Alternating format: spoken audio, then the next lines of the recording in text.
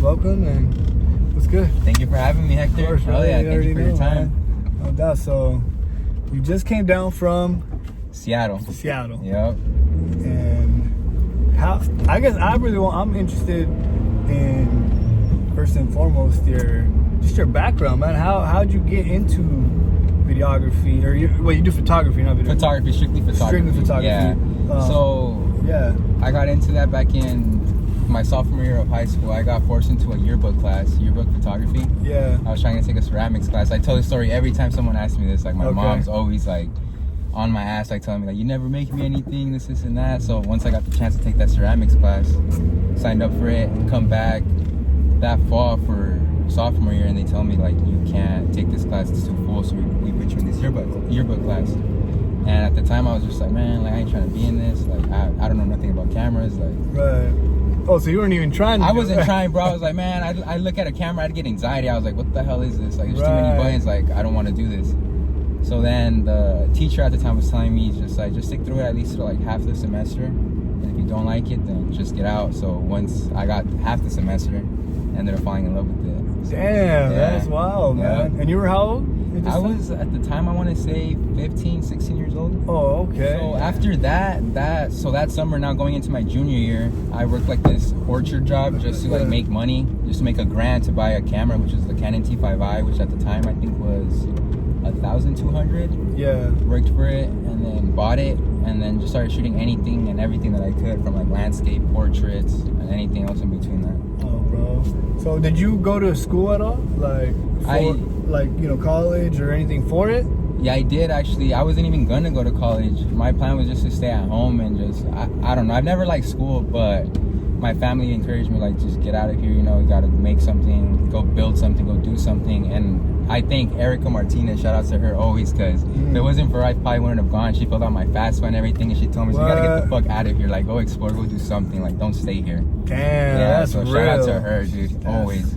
That's super ill. Yeah, that's cool, bro. You need people like that. Definitely, just to push you and give you that extra push, and sometimes when you don't believe in yourself, you need those people around you just to make you see that. I feel like, it's a comfort space, you get comfortable, that's all you know. So obviously, like, it's scary to like leave home. I've been around the same people forever, I didn't leave my town, I think, until I was like a senior, like just to go on a trip, like vacation. Really? Yeah, dude. That was because of my uncle. I went to California for the first time, and that was until I was like 18. And so, where did you end up going to school? Spokane Falls. Spokane Falls? Yeah. Oh, okay. Moved up to there. Took photography for 3 years. Oh, and you went for photography? For photography, yeah, because I was, like I said, I've never liked school, so I was like, man, if I'm gonna go, might as well learn more about the craft that I wanna invest in. So I was like, might as well do that. And most importantly too, I was just like using it as a network opportunity to like meet people out there, and the seed that was implanted, like, to network with people, was a homie of mine, Carlos Avila. He was up there and he told me, he's just like, going to college, you can meet a lot of people and build that network that you need for like the things that you want to do in the future. So I was like, use it as that. So man. Damn. And so Visual Subjects, the name? Yeah, Visual Subject. It's just something that I came up with, like, I was in high school just kicking it in my room, because the other name that I had for myself was NWK before. The acronym for that was Northwest Kid.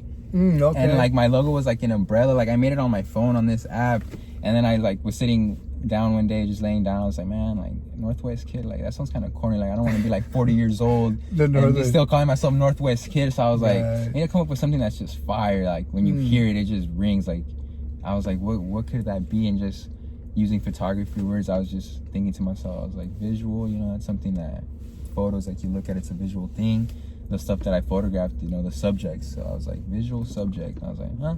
It's pretty dope. So I just ran with it. That's just tight, Visual Subject. That's dope. That's all I've been calling you for the past few weeks, bro. It's kind of weird still, like, actually, when someone calls me that, like, in person, because I'm like, I'm not used to it. Right. Like, because they'll address me by, like, my name, Cristobal. Right. But, like, when I hear it, I was like, oh, yeah, that is me. Yeah. It's just weird. I don't know. Yeah. Like, when I first started, I'd go to shows and just photograph with my phone, like, with, like, behind the barricade, and then just edit it like on a VSCO filter. Yeah, before I had a camera. Yeah. There's a picture of Jeezy with like a Seahawks jersey. Yeah, those are all with my iPhone. Yeah, man, that's ill, it's bro. Crazy, huh? How do you end up in Seattle? I mean, not like, that you're not living there, but you're practically living there, like your second home.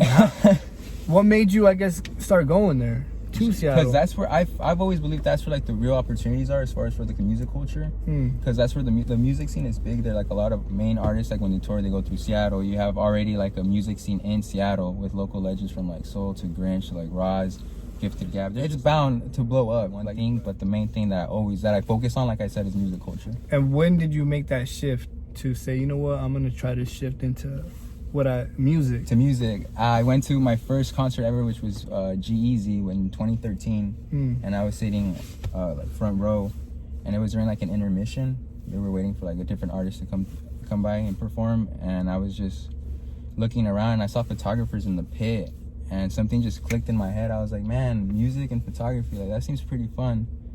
And I was just thinking about it, came home and just started doing my research. Yeah. And the funny thing is, when I first bought my camera, that day that I bought my camera was another Jeezy show in Spokane. Oh, okay. So I was like, I'm gonna buy the camera, I'm gonna go to the show, not knowing anything about like how to photograph a show.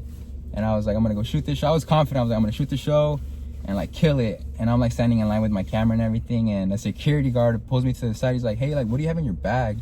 And I'm just like, my camera. He's like, are you gonna like check it in, or are you gonna shoot or what? I was like, yeah, I'm gonna shoot the artist. And he's just like, do you have an outlet? And I was like, what's that? Like, do you have a media outlet? Like, are you with the magazine? Are you with the artist? I was like, shoot. No, but I have a ticket. And then he just kind of like looked at me, he's like, dude, this kid has no idea what's going on. He's just like, to shoot a show, you either have to have a media outlet, right, or be with an artist. And I was like, oh, well, I didn't know that. So, you know, like, shout out to him for being like giving me game instead of just being a dick and being like, yo, like, get the fuck out of here, like, or like confiscating my camera. But after that, I learned from that and just went back and just started doing my research on like how to become this music photographer. But as far as like the first show that I ever photographed was in Moses Lake back in 2014, and shout out to VLZ because he was the first one that gave me and he was an opener as well. He's a rapper. Okay. He brought King Lil G down to Moses Lake and he gave me my first shot to photograph a concert. So in a way, that was the first artist I ever photographed. Like, and then after that, I think I photographed King Lil G already about like 4 or 5 times. So, but like the first like big event that I ever shot, like concert, was G-Eazy. Once again, that was in Spokane. I had met this girl through Twitter. Her name is Danielle, which is who I'm with. She's the owner of the Ellis Music magazine that I'm a part of. Oh, okay. So before like for like getting into an actual show, I was just talking to her, messaging her, going back and forth, and then I ended up finding out that she was on tour with G-Eazy, and she was just very like, to me, now that I think about it, she was just very open and just willing to help, because I just messaged her telling her I loved her photography. And she hits me back up through DM. She's like, oh, I see you do photography as well. If you ever have any questions with anything or need help, just text me. Again, I was going to go to that Jeezy show just as a fan. Right. But I was like, man, like, if I could shoot this, it would be pretty cool. Like, I'm just going to reach out and see if she's going to be there and see if I can, like, shoot alongside her. And I messaged her, and she was actually sick at the time. Like, I asked her, I was like, if by any chance, since you're sick, is there any possible way that I could shoot it and just get you the photos? So I was just like, my God, I was just like, man, I'm taking that leap of faith. If it doesn't happen, then oh well. And she hit me back up, and I hit her up the night before the concert. Okay. So I was just like, it's just a long shot. I was like, man, if it doesn't happen, then oh well. And she hits me up right away. She's just like, sends me an email. She's like, email this person with your name and last name, and just say that like you're a photographer or whatever, and like he'll message you back with a confirmation code. End up emailing the guy, hits me back up the next day. He's just like, you're good to go. Your photo pass is at will call. Like, just go pick it up. What? And I'm just like, holy shit. Like, I'm about to shoot my first like actual show. Dude. She told me, she's like, you have until tomorrow at 7 p.m. to get me all the photos. Jeez. So I was like, I literally had to like teach myself Lightroom within a couple of hours, just like basic edits, just to like get them to her. Right. Send them to her at 7 on the dot. She messaged me back, and no, she had told me beforehand, if the photos are good enough, I'll put them on the Easy Season, this like fan page for Jeezy that she's like helped cultivate as well. The actual owner of that website is Chris. Shout out Chris.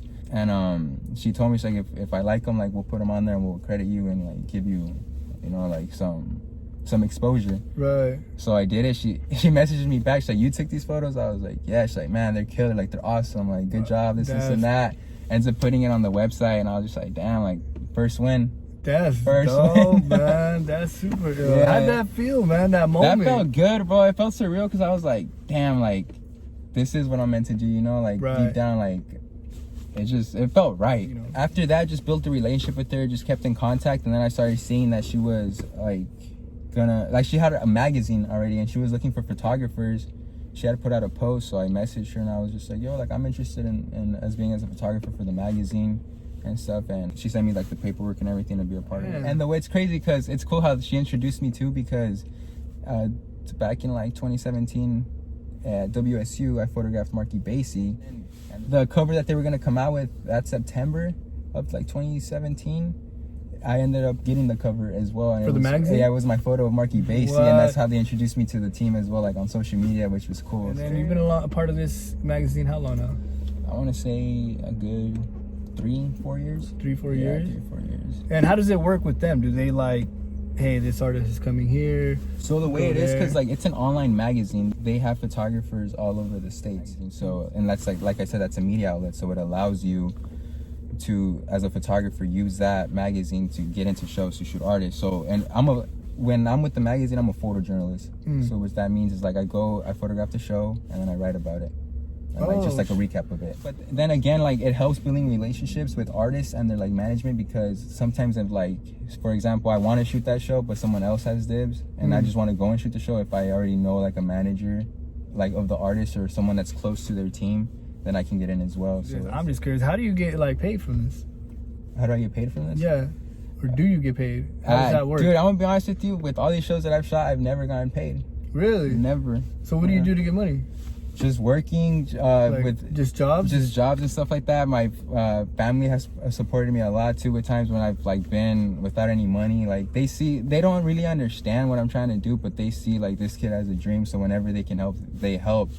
But just the support from family, just working jobs and stuff like that. But yeah, man, just trying, because like the way that what I'm trying to do, I'm trying to like enter an industry and like make myself known, and like no one's just gonna pay you. Right, you know, like, oh yeah, come over here, because like the industry's already saturated enough with photographers, so it's just me trying to like put myself in there and make myself known, and then that's where I know, like after that, like building my business and like just networking and building, like being with these artists, building the networks, then I feel like that's when the money's gonna come. Right. You know, because you can't expect to just like get paid off of that. Like it takes years, bro. It's like the 10,000 hours before you get noticed. Like no one's just gonna like pay you just to come shoot, like, yeah, you know, just come through. But yeah, I've been doing that for the past 5-4 years. Just in the grind. Yeah, just the grind, bro. I've actually, because of that, I've had to learn balance, because I would like do too much of it, like me clavaba nomás on the computer editing, just trying to like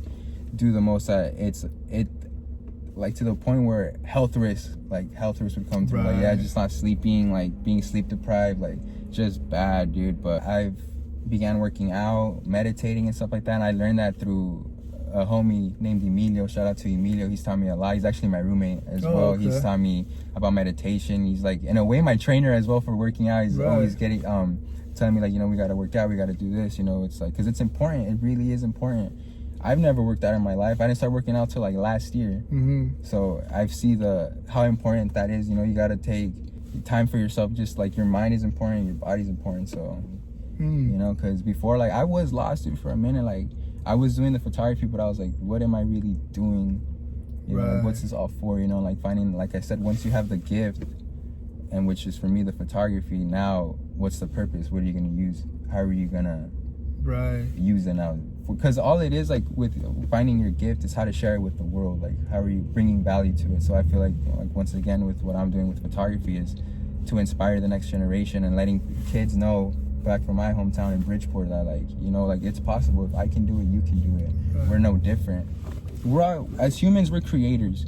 And like, going back, like, you don't have, like I said, you don't have to settle for just working an office job and stuff like that. Like, I want to be able to show the youth that you can be that painter that you want to be, or that dancer, or that photographer, videographer, whatever you want to do.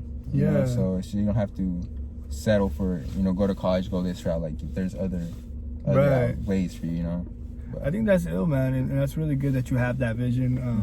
And like you said, like, it's really important of who's around you. You know, on that, you do photography, you good with this magazine, and you end up linking somewhere down the road with Chase Fade. That's my brother. Shout out to homie Chase Fade. Shout out Chase Fade, man. I love that guy. How did that come about? So at Bumbershoot 2018, I want to say, I got in through Grinch. I asked Grinch if I could do photography for him. Yeah. And then Chase was actually doing video for him. So that day that I went, I think it was day 2 of Bumbershoot, and we were just all there with like the whole team for Grinch, and Chase ended up coming up to me, and he's just like, "Yo, what's up? I see you got a camera." Like, he introduced himself, and he's like, "You doing photos?" I was like, "Yeah, for Grinch." Like, "Oh, I'm doing video for Grinch." I was like, "Oh, tight." So that whole day we just ended up kicking it together. Oh shit. Yeah. So after that, I just became homies, and then yeah, that's how it happened. Right timing. Right timing. Right timing. Everything happens at its divine time. And how'd you feel the first time you met Soul? Since you said you were like a big fan The first time I met Soul was at that. Oh, it was at that same Jeezy show where I had the idea of becoming a photographer in 2013. He went, I think, just as like a fan. He was watching the show, and after the show, I stayed with a couple friends because we wanted to get autographs. Oh, okay. And like I happened to like walk. I was walking around the show box, and like I turned around, and we like made eye contact, like literally just boom, face to face. And I was like, "Soul?" And he's like, "Yeah." He's like, "What's your name?" I was like, "Cristobal." I was like, "Dude, I'm a big fan of yours. This and that. I was like, I've been listening to you for a minute." We took a picture together, and then every time I'd go to Seattle, like I'd run into him. It was weird. Damn. And just through that consistency, like it was. Yeah, dude, it's just weird now that I think about it, because